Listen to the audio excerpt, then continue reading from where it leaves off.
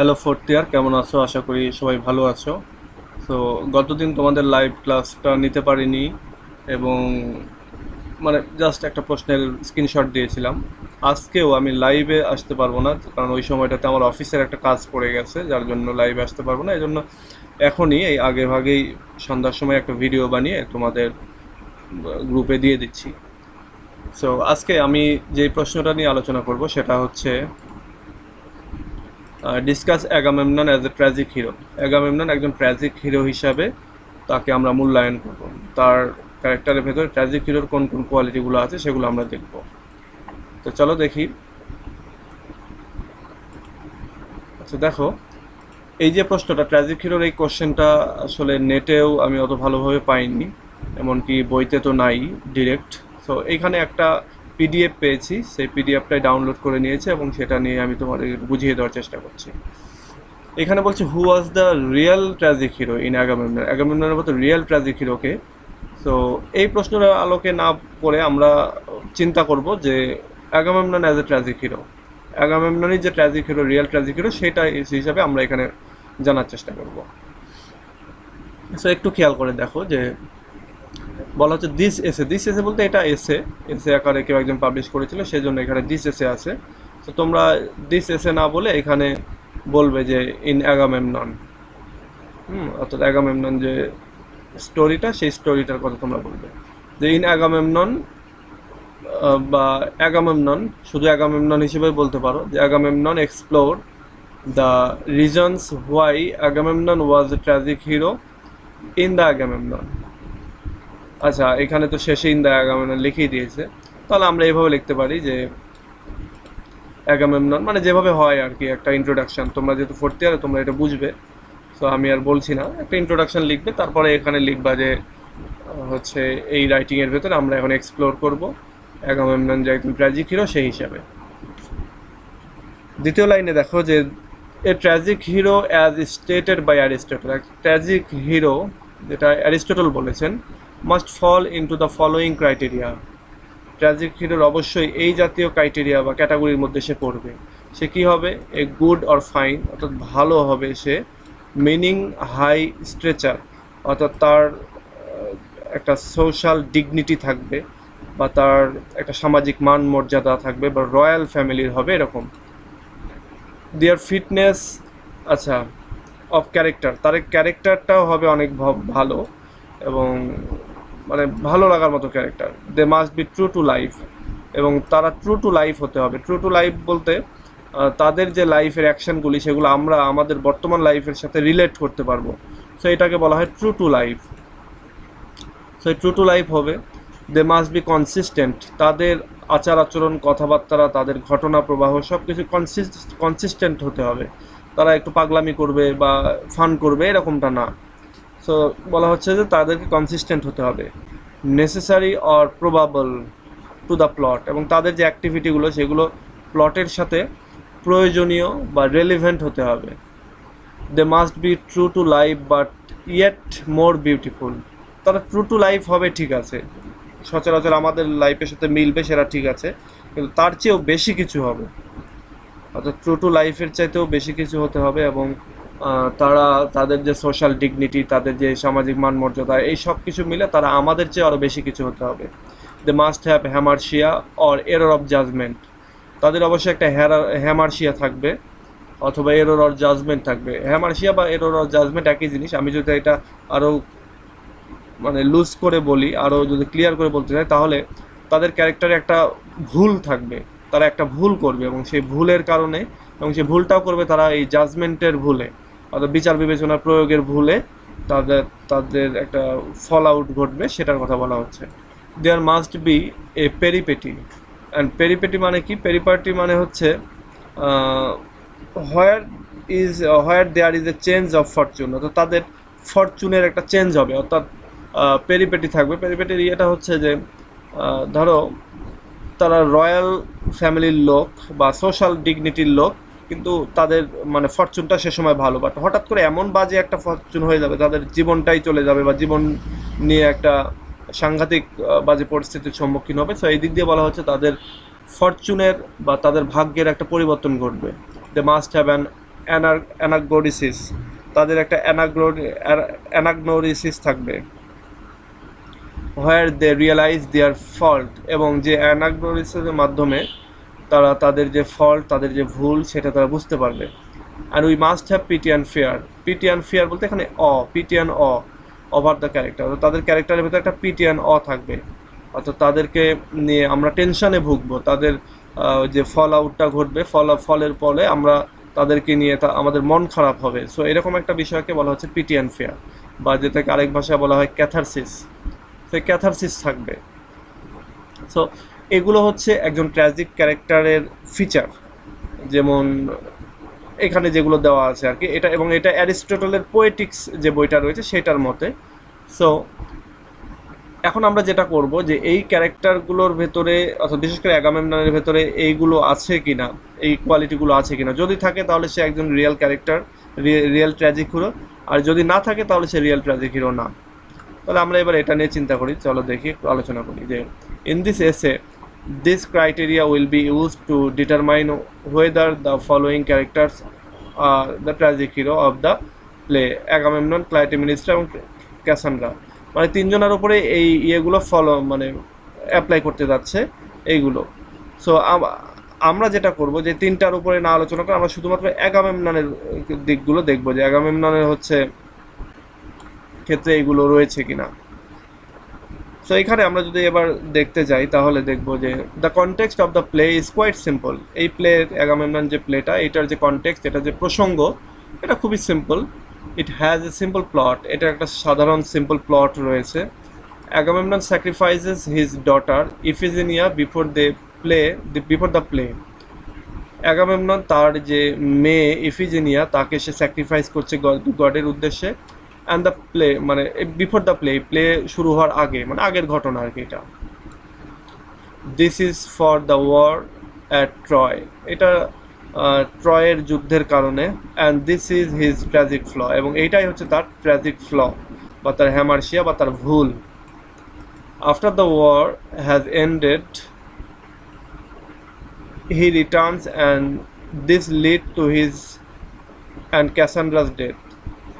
যুদ্ধের পর সে ফিরে আসলো তার যে রাজ্য সেখানে, এবং এইটাই তার এবং ক্যাসান্ড্রার মৃত্যুর কারণ হয়ে দাঁড়ালো। এবার এখানে যে আই শ্যাল ফার্স্ট এভাবে যে বলা হচ্ছে, এটা আমরা এইভাবেই আলোচনা করবো, কিন্তু তোমরা এইভাবে আই শ্যাল এভাবে লিখবা না, যেভাবে আর কি হয়, এখান থেকে জাস্ট তথ্যটা নিবে। সেখানে বলছে যে আমি প্রথমে ট্র্যাজিক হিরোর কথা বলবো, তো আমাদের ট্র্যাজিক হিরোর ব্যাপারে বলার দরকার নেই, আমরা এইখানে আমরা এই অংশটুকু বাদ দেবো আর কি, এই লাইনটা আমরা বাদ দিয়ে দেবো। এইখান থেকে আমরা পড়বো যে Agamemnon is good or fine. Agamemnon ভালো। He is the king of Mycenae and united Greece. So he is a very important figure throughout the writing আর কি। এই রাইটিংয়ের ভেতরে তিনি হচ্ছে সবচেয়ে ইম্পর্টেন্ট ফিগার, কি জন্য তিনি মাইসিন এবং ইউনাইটেড গ্রিসের সে হচ্ছে king.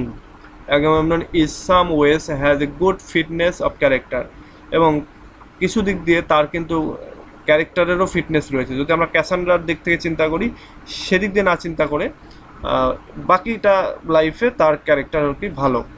He is noble through his status, তার যে সামাজিক মর্যাদা সেদিক দিয়ে সে Nobel,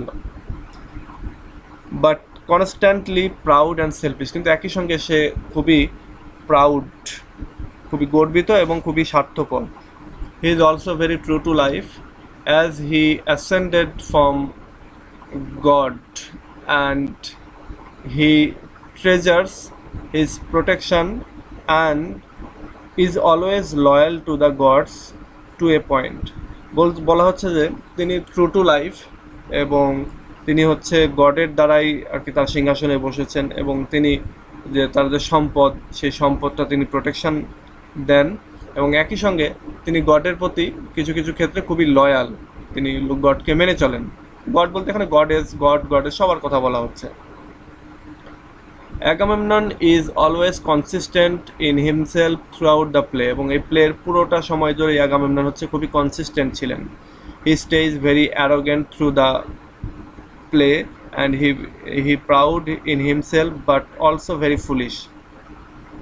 This led to his downfall to the end.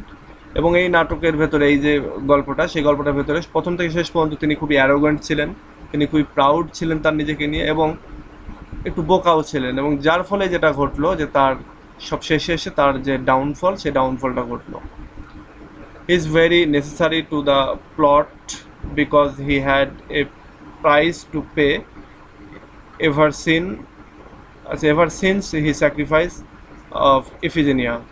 বলা হচ্ছে তিনি এই প্লটের জন্য, এই নাটকের জন্য তিনি খুবই গুরুত্বপূর্ণ একটা ক্যারেক্টার, কারণ তাকে অবশ্যই তার পাপের মূল্য দিতে হতো, বা তার সে যা করেছে সেটার মূল্য দিতে হবে, এবং সে সেটা কী করেছিল, তার পাপটা বা হ্যামার্সিয়াটা ছিল হচ্ছে তার যে মেয়ে ইফিজিনিয়া, তাকে সে গডের উদ্দেশ্যে স্যাক্রিফাইস করেছিল.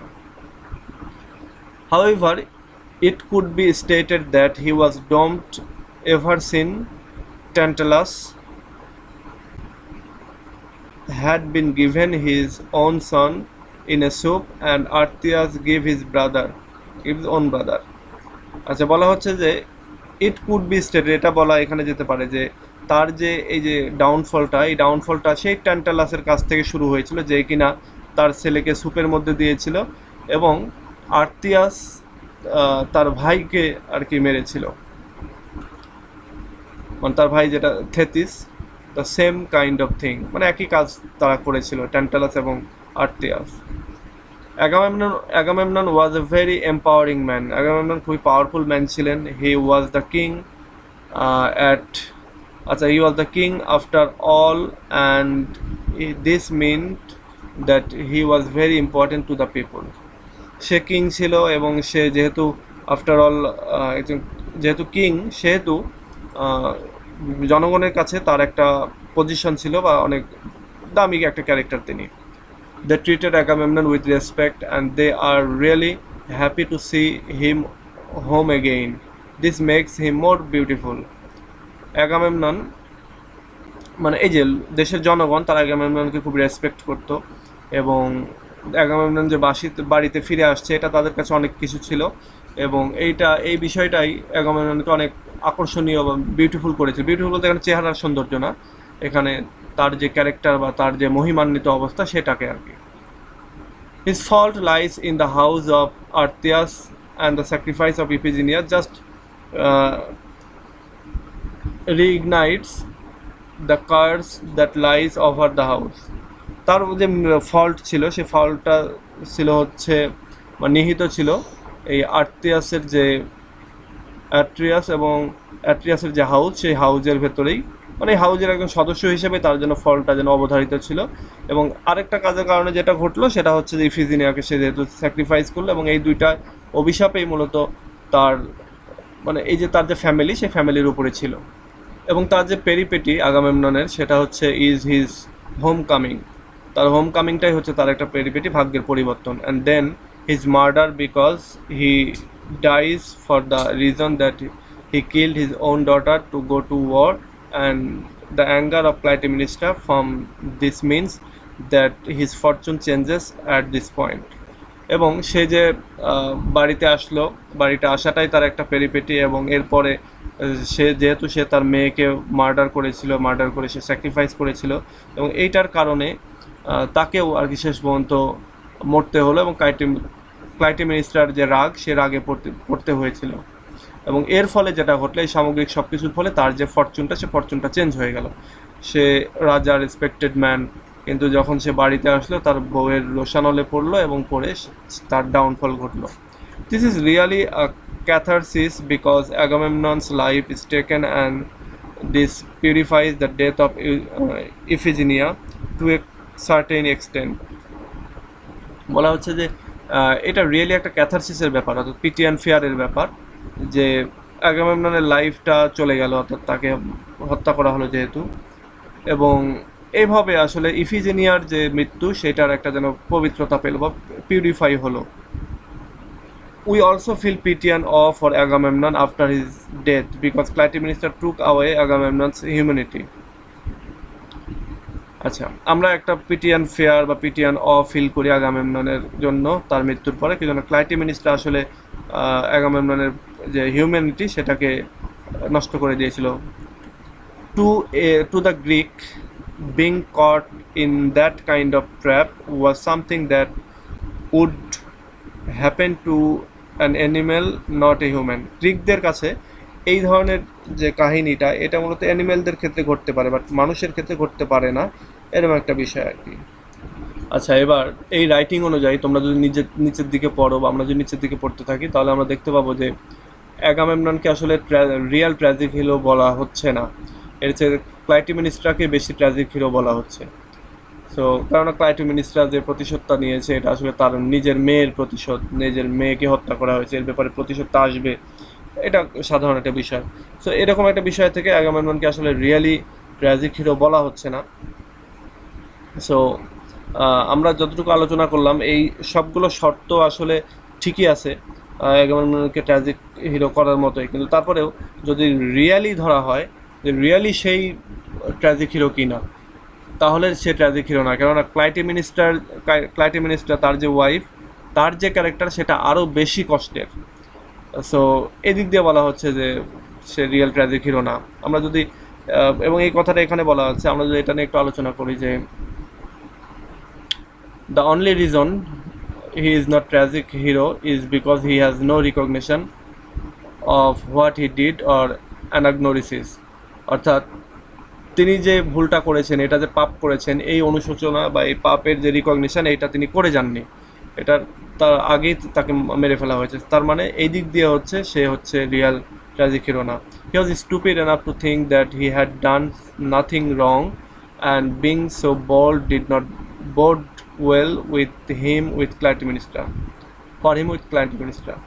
আচ্ছা, সে খুবই স্টুপিড ছিল, কেননা সে এটা বুঝতে পারছিল না যে সে একটা রং কাজ করেছে, এবং এইটা না বুঝেও সে অনেক সাহসী হিসাবে তার এই যে ক্লাইটেমিনিস্টারকে সে বিশ্বাস করে ক্লাইটেমিনিস্টার কাছে আর কি সে ভালোভাবেই এসেছিল, তার যে একটু সতর্ক থাকা এইসব সে করেনি। He had not apologized for sacrificing Iphigenia, সে ক্ষমাও চায়নি ইফিজিনিয়াকে যে হত্যা করা হয়েছে বা স্যাক্রিফাইস করা হয়েছে এই ব্যাপারে সে ক্ষমাও চায়নি। And this was probably the biggest flaws in Clytemnestra's eye, এবং এইটাই ছিল ক্লাইটেমিনিস্টার চোখে সবচেয়ে বড় একটা ভুল। He does have a slight problem with walking on the crimson silk as they are meant for the deity, but he actually decided to work on them, which makes it even worse for his position in the life. আচ্ছা, বলা হচ্ছে সে যে সিল্কের কাপড়ের উপর দিয়ে সে যে হেঁটে আসছিল, এটা যেটা আসলে দেওয়া হয় সাধারণত ডেইটি বা দেবদেবীদের উদ্দেশ্যে, কিন্তু তারপরেও সে এটার উপর দিয়ে হেঁটে আসছিল, এবং এইটাই তার যে পজিশন লাইফের ক্ষেত্রে, তার যে পজিশনটা এটাকে খারাপ করে দিল। Messing with the gods is not a good as thing. This means that you are doomed to death. এবং যেই সম্মানটা গডদেরকে দেওয়া হয় সেই সম্মানটা যখন তাকে দেওয়া হচ্ছিল, এ বুঝতেই পারেনি যে আসলে এটা তার লাইফের ক্ষেত্রে একটা ভুল ডিসিশন, কেননা এইটা হচ্ছে সে একটা পাপ করছে, এবং সেইটার কারণে আসলে তার যে লাইফের যে ডোম, তার যে মৃত্যু সেটাও ঘটলো, এই বিষয়টা আর কি বলা হচ্ছে। Another factor to this could be that Agamemnon doesn't realize that his life is spared for a worse fate after the gods protected him from the storm while coming back from Troy. Agamemnon মানে আরেকটা কারণ আছে যে অ্যাগামেমননের দূরদর্শিতার অভাব।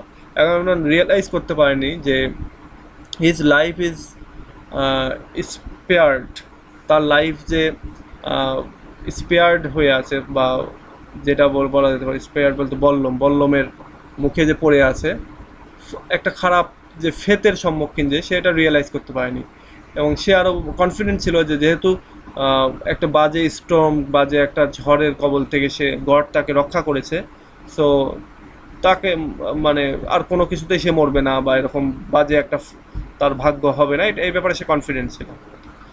The worse faith is that Clytemnestra killed him, কিন্তু যেটা ঘটলো তার যে বাজে ফেথ সেটা হলো এবং ক্লাইটেমিনিস্ট্রাকে হত্যা করে ফেললো। তাহলে আমরাও এইভাবে আলোচনা করতে পারি। আরেকটা জিনিস, তোমাদের নতুন বইতে যদি এই কোশ্চেনটা থাকে, তোমরা কোশ্চেনটাতে একটু আলোচনা করে দেখবে যে তোমাদের কোশ্চেনটাতে যদি ট্র্যাজিক হিরো হিসাবে তাকে বলে যে ওকে সে ট্র্যাজিক হিরো, তখন তোমরা তাহলে সেই প্রশ্নটার আলোকে লিখবে।